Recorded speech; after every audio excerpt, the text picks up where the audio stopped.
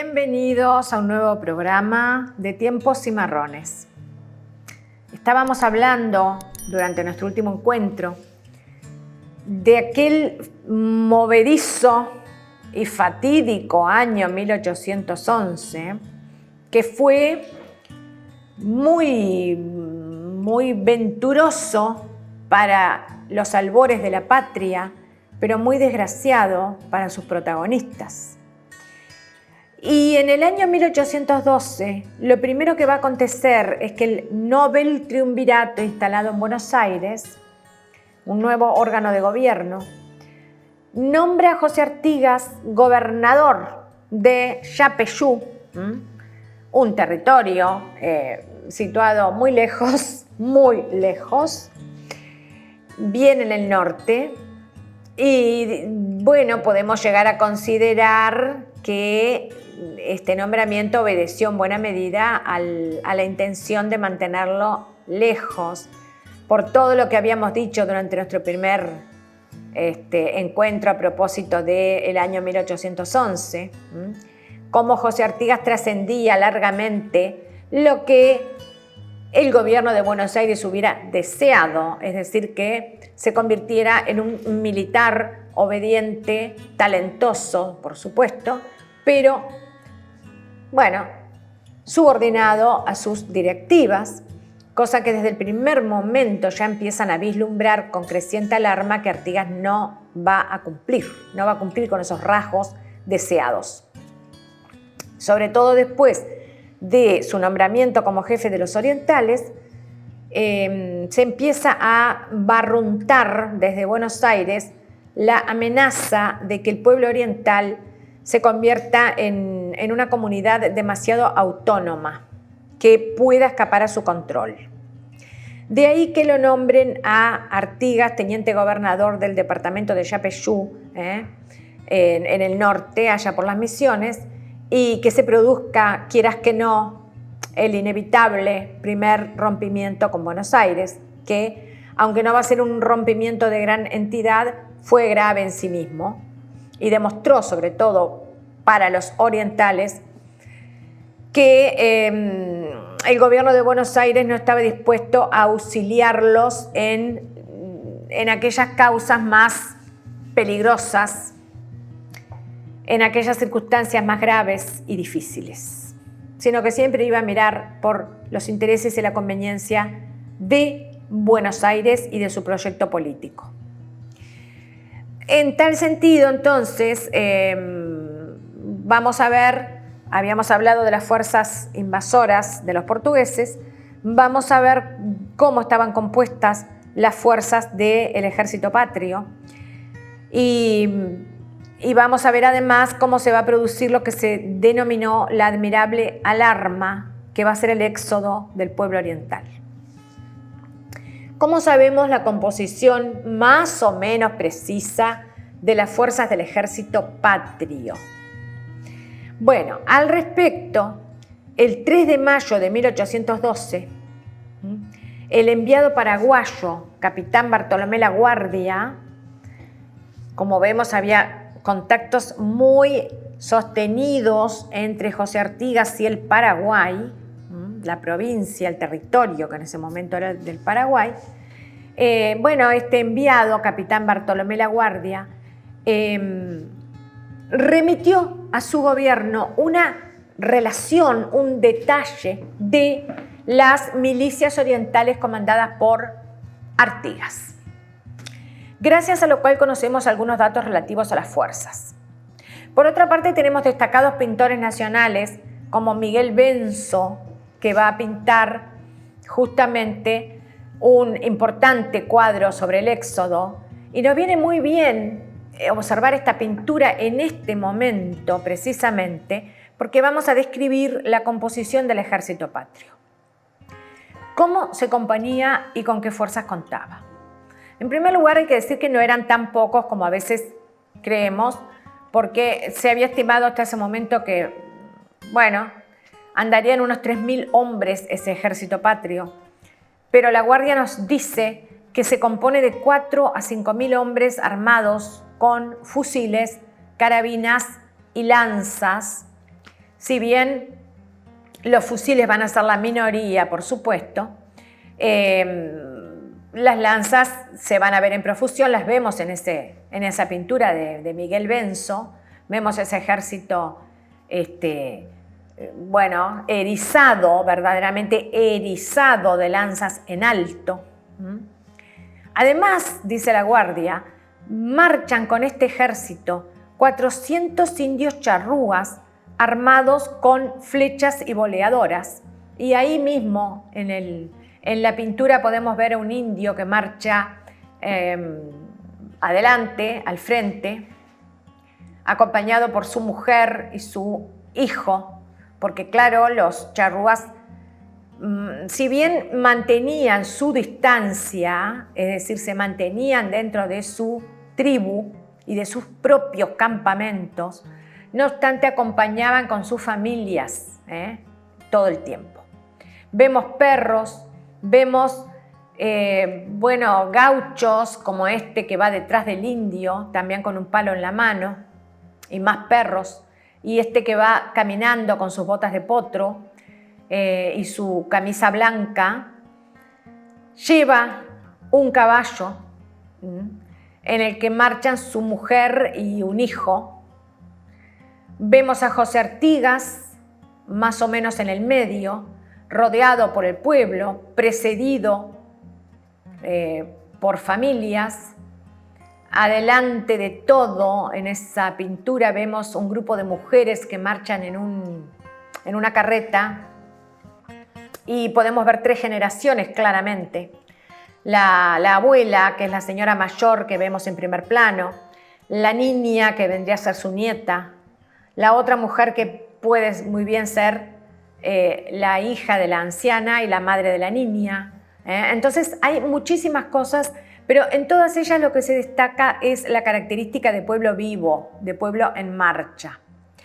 Así que bueno, tenemos unos 4 a 5 mil hombres armados y unos 400 indios charrúas con flechas y boleadoras. Y estoy persuadido, agrega la Guardia, que aún en los pueblos de indios se ha dispuesto a formar compañías, porque he visto algunos corregidores uniformados. Cuando hablamos de pueblos de indios, en realidad, cuando él habla de pueblos de indios, más bien está haciendo referencia a los guaraníes, a los indios de las misiones. Aquellos mismos que en parte habían marchado obligados en las fuerzas de Portugal, pero que ahora estarían por propia voluntad también conformando cuerpos de ejército. La tropa de Artigas tiene en suma mucha gente armada y, agrega la Guardia, consta de 8 o 9 carretas de municiones. La mayor parte de las caballadas, no obstante, estaban inutilizadas. Justamente, los caballos no son, ¿verdad?, autos, ni jeeps de guerra, ni tanques de guerra. Y los caballos, la sangre, la tracción a sangre, también sufre, y mucho. Y les estaban faltando caballadas, que eran en definitiva, pues los recursos principales de cualquier movilización armada. Y además dice que 3 toldos de charrúas pasaron al otro lado del río Uruguay, quedando el resto de este lado, junto al Daymán, Puntas del Arapey y Sopas. Y agrega la Guardia, fíjense qué pormenorizado informe, que la división de Otorgués, de Fernando Otorgués, contaría con unos 100 hombres de armas, de artillería, y 200 de lanzas. Y que, como si todo esto fuera poco, tienen abundantes canoas, que además, junto a la ribera de muchos arroyos y ríos importantes, se encuentran partidas de José Artigas juntando precisamente caballadas. Había que obtener nuevos caballos de refresco.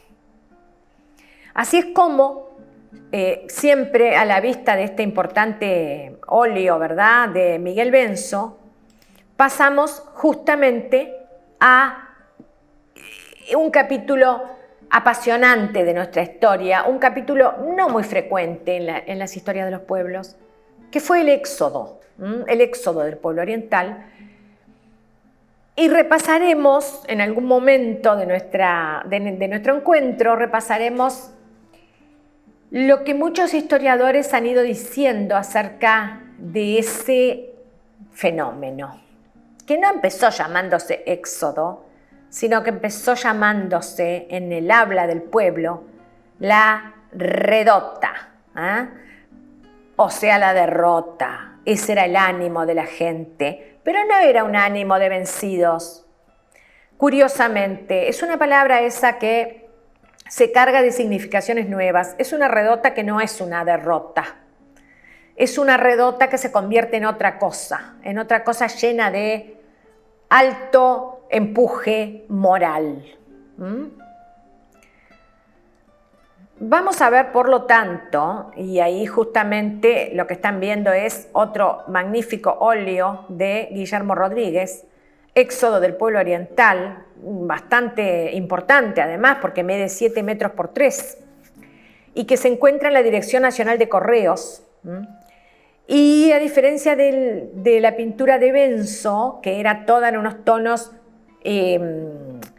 herrumbrosos, tonos que nos recuerdan a la sangre, al dolor, a la penuria, aquí vemos todo lo contrario. Es un pueblo, sí, por supuesto, que seguramente marcha con enormes sacrificios y privaciones, pero es un pueblo colorido, pujante, lleno de vida, lleno de proyectos, lleno de futuro. Y otra cosa interesante es que en todas las pinturas que existen sobre el Éxodo se da un lugar de preeminencia a las mujeres. Lo mismo había pasado en la de Miguel Benzo, aunque no tan marcadamente como en esta. En esta es evidente esa marcha de mujeres multitudinaria, muchas en carretas, otras a caballo, pero muchas a pie, acompañadas también de sus perros. Y nosotros vamos a ir a lo largo de este encuentro y tal vez algún otro, desgranando los distintos símbolos que van a emerger de esta gesta, porque verdaderamente fue una gesta, fue un acto con tintes de leyenda, un acto que pasó a nuestro discurso popular y que seguirá dando mucho de qué hablar en el futuro. Y bueno, entonces es un momento singular, es un momento en el que un pueblo diverso, en un momento terrible, tal vez el peor que le había tocado vivir a lo largo de su historia, peor todavía este momento que el de las invasiones inglesas, decide hacer algo en el terreno de la acción más contundente posible, la más dura, que es abandonarlo todo, dejarlo todo para construir otra cosa. Ya lo veremos.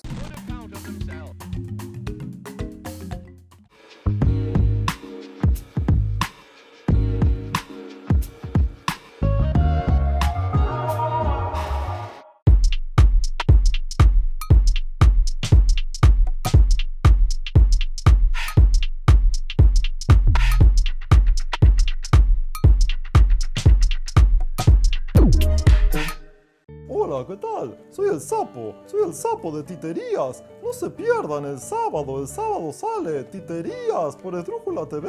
Tienen que verlo, está buenazo.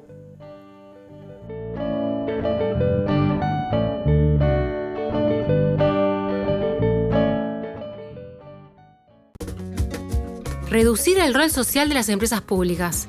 ¿Es el momento? La LUC establece un modelo de Estado ausente que afecta a nuestra realidad en el peor momento. ¿Sabés qué significa realmente? Nos merecemos decidirlo. Firmá a favor del referéndum y contra 135 artículos de una ley que debilita derechos. Para que nadie quede afuera, poné tu firma al futuro.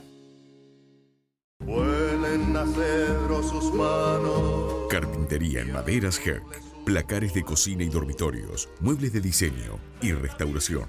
Trabajos garantidos. Responsabilidad y puntualidad. Comuníquese al 095-465-880. Carpintero, lindo oficio. Carpintería Herc. Carpintero, lindo oficio. ¿Quién no lo quiere aprender?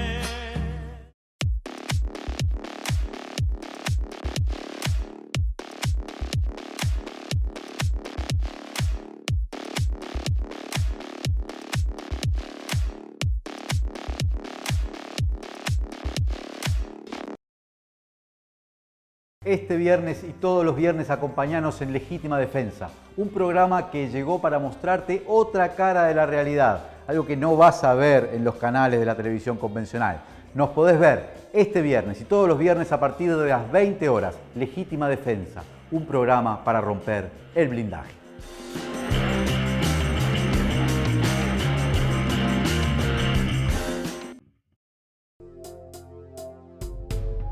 Existir Sociedad Anónima es el único importador oficial de repuestos Jack.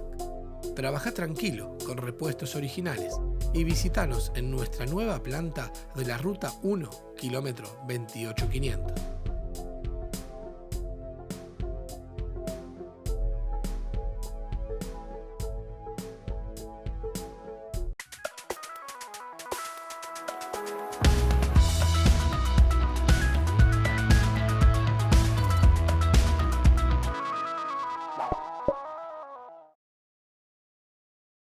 Una sola firma puede cumplir un sueño, crear oportunidades y hasta salvar vidas. Una sola firma puede cambiar la realidad de mucha gente, hacer justicia, cambiar la historia. Si una sola firma puede hacer todo eso, imagínate todas las nuestras juntas. Juntemos nuestras firmas contra una ley creada por pocos, pero que afecta derechos fundamentales de todos y todas.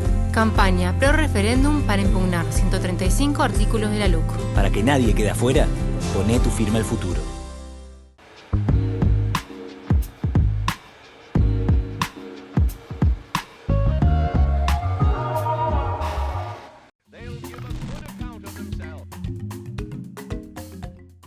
Vemos en el Éxodo distintos tipos humanos y distintas clases sociales mezcladas entre sí.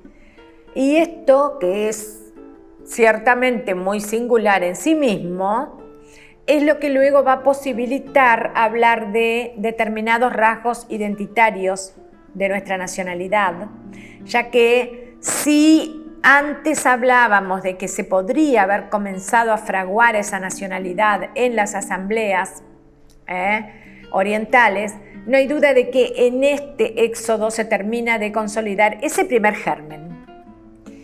Aquí estamos viendo una obra de Méndez Magariños, justamente de 1927, también sobre el éxodo, lo cual, entre otras cosas, prueba que esta abundante producción pictórica relativa a un mismo hecho avala también la importancia que tuvo en el impacto que tuvo en nuestras mentalidades, y podemos ver ahí entonces una larguísima fila de personas que avanzan y de nuevo muchísimas mujeres en las actitudes más diversas, gauchos vestidos con un simple poncho anudado a la cintura, bueno, en una palabra, todas las categorías sociales, y de eso también, por supuesto, vamos a hablar. Pero, de nuevo, entonces preguntarse cómo se produjo este movimiento, cuáles fueron sus causas más profundas y por qué fue espontáneo, porque evidentemente fue espontáneo, no es que haya sido programado por Artigas, ni mucho menos.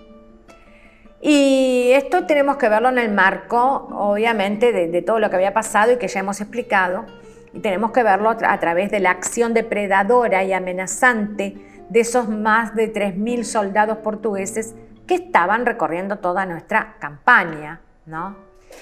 Y tenemos que verlo en el marco de que el armisticio, aquel armisticio que se consideró tan infame por parte del pueblo oriental, provocaba que no solamente existiera el peligro de los portugueses, sino además el peligro de los españoles, que podían salir y lo hacían fuera de los muros de Montevideo a sumar sus amenazas a la de los portugueses. Por lo tanto, se inicia, por un lado, la retirada del ejército oriental de Artigas, y Artigas inicia justamente ese periplo rumbo al norte, y a medida que va pasando por diferentes lugares, se le va sumando ese pueblo, ¿verdad? Ahí tenemos justamente una especie de mapa de la ruta que se siguió. Se partió de San José, más o menos, ahí lo estamos viendo. Bueno, ahí está señalado desde Las Piedras, pero el grueso del ejército partió desde San José.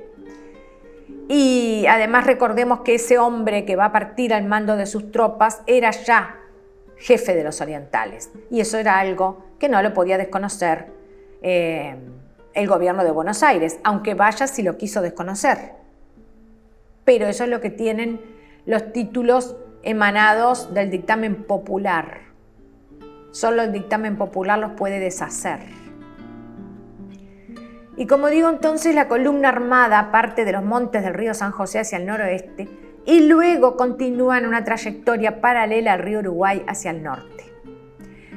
Y por donde iba pasando, como digo, en forma irregular, sí, pero sostenida, se van produciendo constantes incorporaciones de familias, con lo que finalmente forma parte de esa caravana prácticamente la totalidad de las poblaciones criollas de la banda oriental.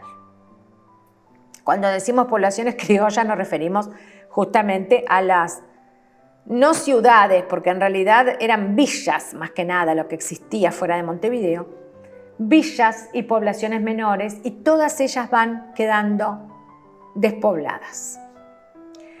Bueno, además, claro, no tenían quien los ayudara sin ser José Artigas y sus fuerzas patrióticas, porque el otro integrante del primer sitio a Montevideo, que había sido José Rondó, abandona la banda oriental y se retira a Buenos Aires con su ejército.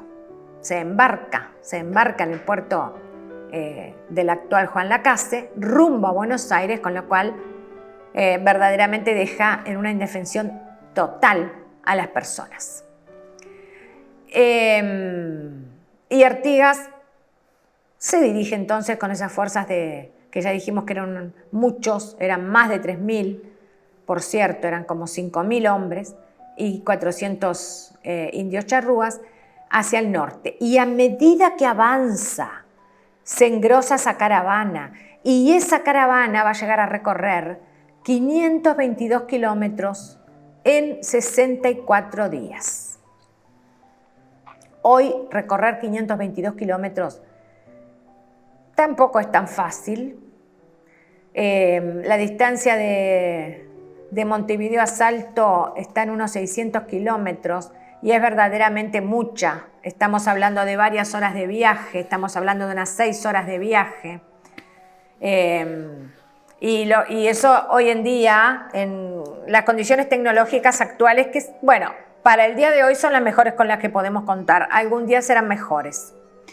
Lo que es indudable es que para un pueblo que marcha en carretas, a caballo o a pie, 522 kilómetros es una enormidad.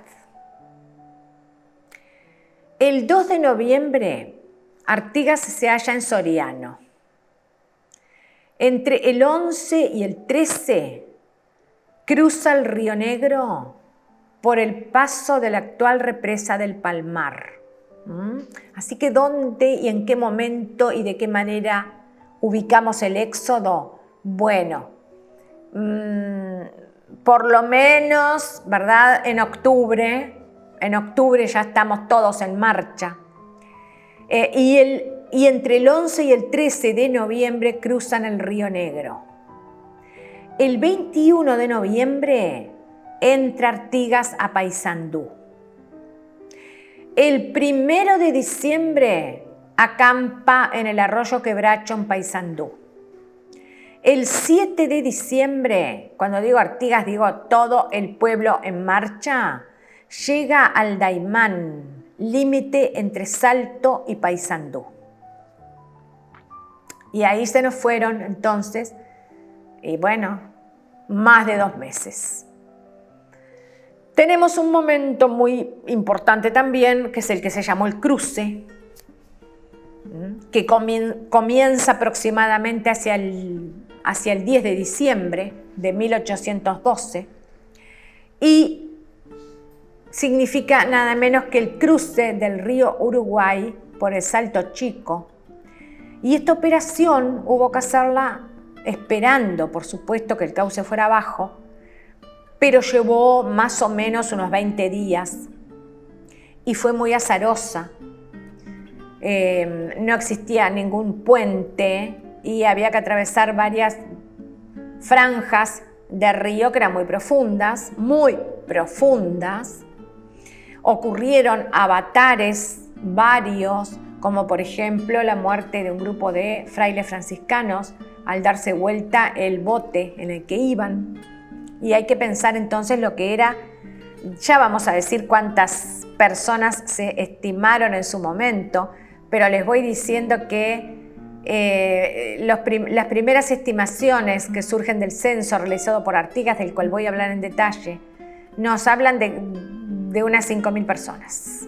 Bueno, que en realidad fueron muchas más, pero hay que pensar en 5.000 personas efectuando el cruce de un río.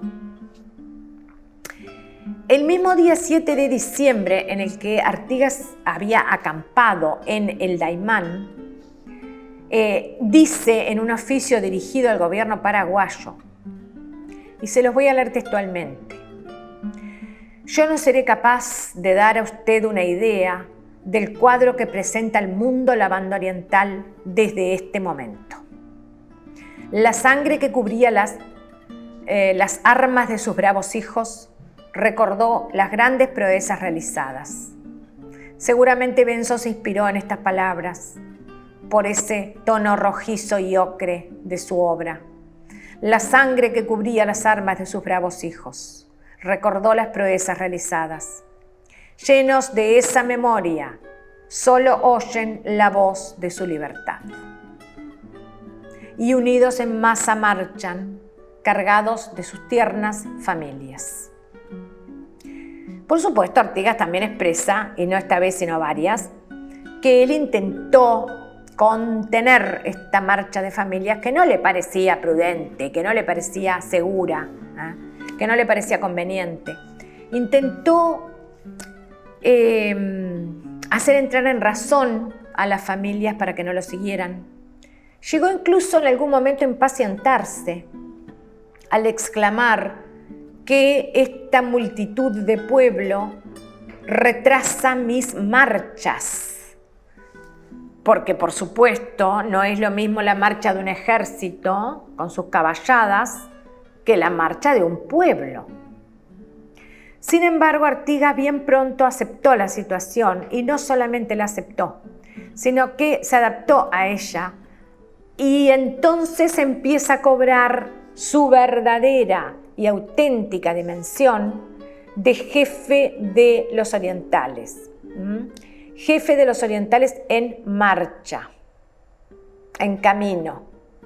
Jefe de gente que no está en sus casas, que no está bajo su techo, que no está produciendo para darle de comer a sus hijos, que lo ha abandonado todo, lo poco o lo mucho que pudieran tener. Y ser jefe de ese pueblo, vaya si es una responsabilidad y es un desafío. Y José Artigas lo asumió. Y por eso decía, expresa también, ¿no?, que la inmediación de las tropas portuguesas diseminadas por toda la campaña es lo que provoca el terror del pueblo. Por eso marchan y por eso siguen combatiendo, para no permitir que su suelo sea entregado impunemente a un extranjero.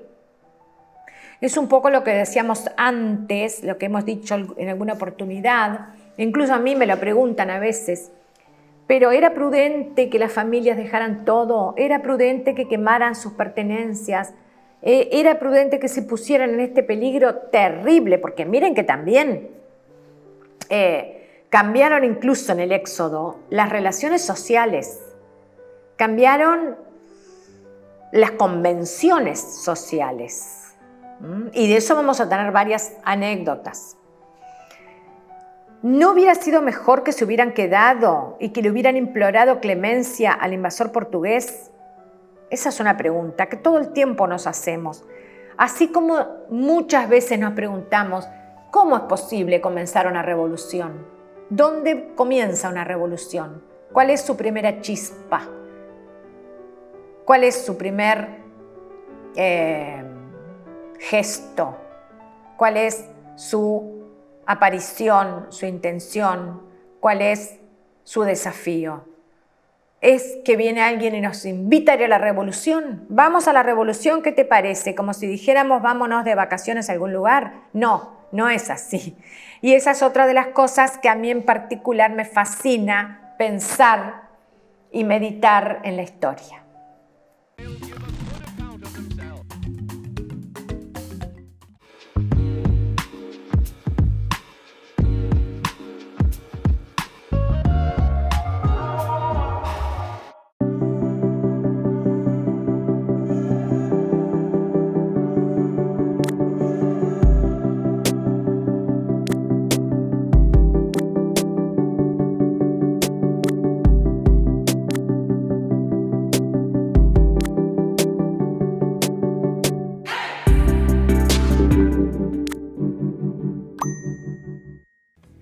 Todas las semanas los invitamos a un viaje interdimensional por el mundo del cómic, la ciencia ficción, la fantasía, los juegos y más.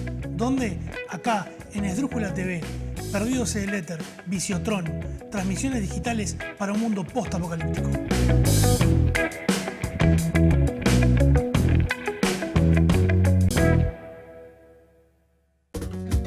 Mercantilizar la educación pública. ¿Es el momento? La LUC favorece a los centros privados afectando a docentes y principalmente alumnos de la educación pública. ¿Sabés qué significa realmente? Nos merecemos decidirlo. Firmá a favor del referéndum y contra 135 artículos de una ley que debilita derechos. Para que nadie quede afuera, poné tu firma al futuro. Vuelen a cedro sus manos. Carpintería en maderas Herc. Placares de cocina y dormitorios, muebles de diseño y restauración. Trabajos garantidos, responsabilidad y puntualidad. Comuníquese al 095-465-880.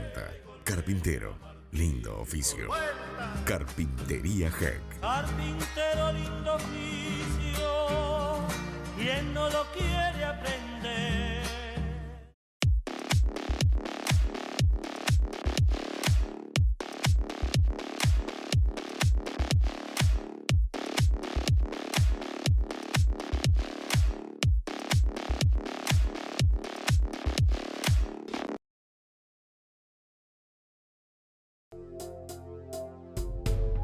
Existir Sociedad Anónima es el único importador oficial de repuestos Jack.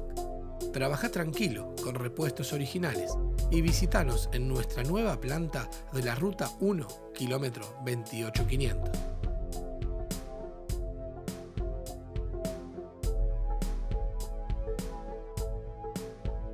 Una sola firma puede cumplir un sueño, crear oportunidades y hasta salvar vidas.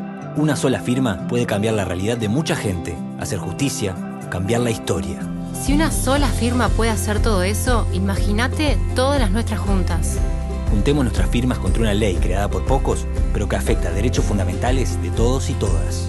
Campaña Pro Referéndum para impugnar 135 artículos de la LUC. Para que nadie quede afuera, poné tu firma al futuro.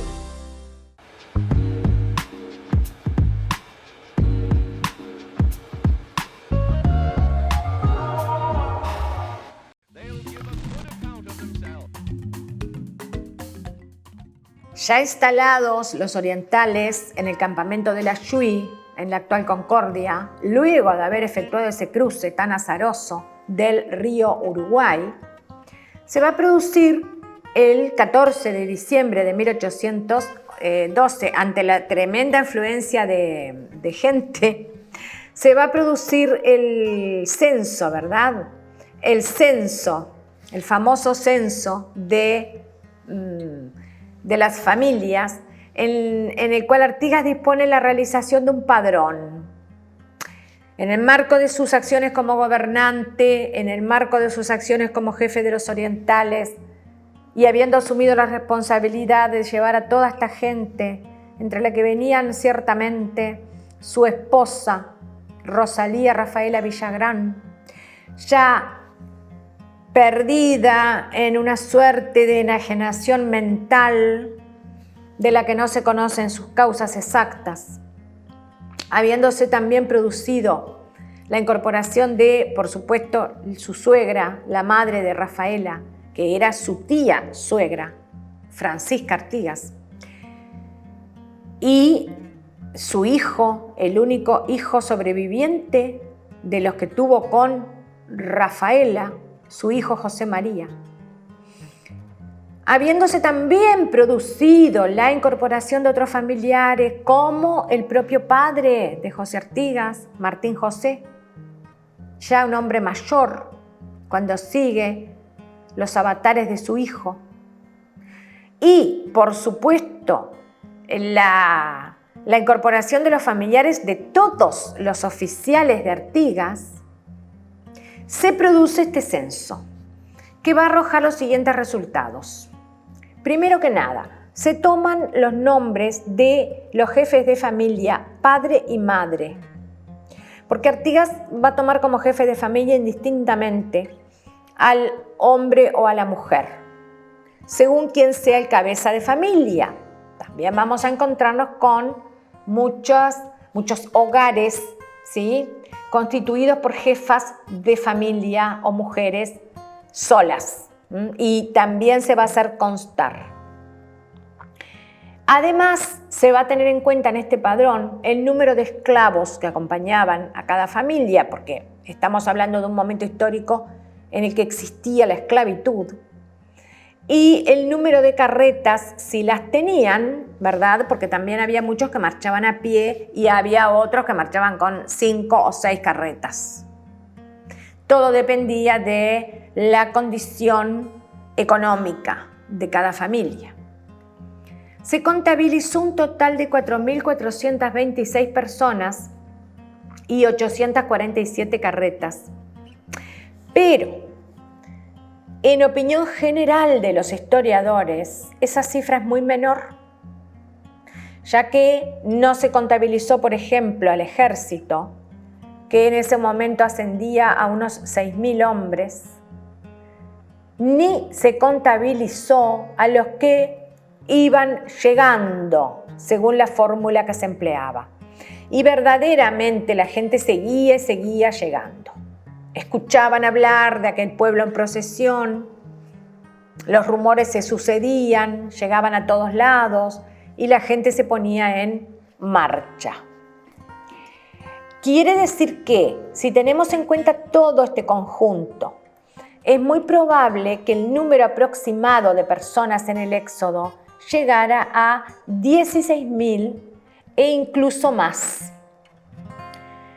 En el propio censo se hizo constar que no había sido incluido un número considerable de personas por hallarse distantes los carruajes. Justamente aquellos que iban llegando, se sabía que venían, porque bueno, alguien había avisado, los famosos bomberos de campaña, miren que se aproximan 5, 6, 10 carruajes. Bueno, no los podían contabilizar en ese censo. Y ni que hablar de los famosos o mal llamados hombres sueltos de la campaña, agregados que muchas veces eran empleados en el cuidado de las caballadas del ejército y que no tenían prácticamente nada, ni siquiera un arma, solo un palo a modo de arma, un palo largo, como hemos visto en algunas de estas pinturas. Otra cosa interesante que hay que destacar es que la cuarta parte de los censados eran niños. Quiere decir unos 1.000 niños, fíjense, es una cifra importante también. Unos 1.000 niños venían en esta marcha y además, como dije, se contabilizaron 847 carretas y unos 8.000 bueyes. Bueno, ahora sí podemos, a partir de estos números, empezar a discernir más finamente la condición económica de cada cual y las distintas clases sociales que se van a ver mezcladas. Tenemos que 147 familias llevaron esclavos. 147 familias que tenían esclavos que los esclavos valían mucho dinero, verdaderamente, y la mayor parte de estas familias se concentraban en pocas personas. Estamos hablando de que cinco jefes de familia contaban con más de 10 esclavos cada uno. Obviamente se trataba de familias ricas. Otro indicio que nos permite hablar de la situación económica de estas familias es el número de carruajes que llevaban. Y ahí tenemos que una tercera parte de los jefes de familia no disponían de carruaje alguno. Ni carruaje ni carreta. Y con mucha suerte un caballo. Y solo un 5% de este total disponía de más de 3 carruajes o carretas. Por lo tanto, la primera conclusión que podemos sacar que aproximadamente un 5% de este éxodo estaba compuesto de gentes poderosas con una holgada situación económica. Es muy poco. Y el resto, el 95%, se componía de capas medias y sectores humildes de la población, que son precisamente los auténticos artiguistas, dicho por los propios observadores internacionales, por ejemplo por los ingleses, por ejemplo por el que fuera cónsul inglés en nuestro territorio en plena dominación de la provincia cisplatina en el año 1827. Recuerdo muy bien que este cónsul Samuel Hood llegó a enviar un oficio a Londres, a su gobierno, relatando la situación política de este suelo, a ver si era conveniente o no era conveniente crear un Estado independiente. Y dijo, porque aquí hay muchos artiguistas, muchos simpatizantes de la causa de José Artigas. Vean ustedes cómo el nombre de José Artigas llegó al Foreign Office del Imperio Británico. Y dijo, y el propósito de José Artigas era fundar la igualdad de los orientales en la pobreza. Esas son las palabras que utiliza Samuel Hood. Igualar a todos, pero haciendo a todos pobres. Claro, en la visión de un diplomático británico, seguramente nuestro pueblo era un pueblo de gente pobre que solo podía pretender igualar la pobreza. Como decimos vulgarmente, no entendió nada este señor Hood, unos pocos años después. Bueno, y volviendo entonces al Éxodo, quiero dedicar unas palabritas a las mujeres, que eran ciertamente un componente importantísimo, eran muy numerosas, eran de todas las clases sociales, al igual que el resto. Entre ellas se supone que habría marchado Victoria la Cantora, que era un personaje, no figura a título expreso, era un personaje muy singular, del cual habló en su momento Francisco Acuña de Figueroa en su diario, un diario del sitio, digamos así, un poema épico importantísimo que llegó a escribir. Y es él el que habla de cierta mujer que se acercaba durante los días del primer sitio a las murallas de Montevideo para provocar a los españoles con sus cantos atrevidos. Y precisamente la palabra atrevimiento y osadía son justamente las palabras que más van a utilizar los españoles a propósito de estas mujeres revolucionarias, estas mujeres que marchan en el Éxodo. Bueno, ¿por qué lo digo? Porque las autoridades españolas justamente libraron una especie de libelo, una declaración que circuló por todas las villas y pueblos, que se llamaba Orden de los Realistas para tranquilizar la campaña. Y estaba dirigida en particular a las villas de San Ramón y de San Juan Bautista.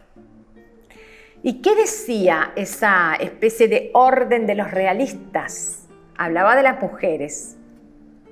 Y decía, algunas personas de nuestras villas producen expresiones denigrantes contra el gobierno, siendo el mayor número de estas algunas mujeres atrevidas que fuera de las bondades de su sexo les parece que tienen alguna libertad particular para expresarse de cualquier manera. Y se salían de las bondades de su sexo. Esa es la pregunta que nos podemos hacer desde hoy, desde este momento histórico, desde este momento puntual de nuestra comprensión histórica, que no es definitivo, que no es inamovible, que seguramente va a seguir siendo objeto de transformaciones. Pero es lícito hacerse esa pregunta. ¿Estarían procediendo fuera de las bondades de su sexo? O tal vez justamente por su sexo, por su circunstancia, por su condición, sobresalían y escandalizaban y eran capaces de hacer decir a los realistas que eran unas mujeres atrevidas. Así como hablamos de ellas, tenemos que hablar también de las esposas, de las hijas y de las esclavas.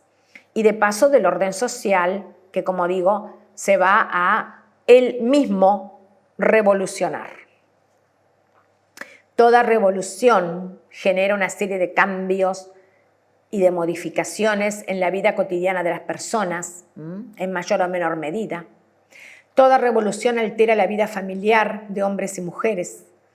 Lo hizo la Revolución Francesa, por supuesto. Lo hizo antes la Revolución de las colonias inglesas de América del Norte. Marcó el carácter de los norteamericanos en más de un sentido. Y lo va a hacer, sin duda, la ola de las revoluciones hispanoamericanas en nuestro continente. Y por supuesto lo hizo la Revolución Oriental. ¿En qué sentido y hasta dónde? Y bueno, eso forma parte de múltiples investigaciones historiográficas. Nos queda un gran debe en este encuentro, que es hablar de esas mujeres y hablar de la condición de ellas y de las transformaciones. Lo haremos próximamente.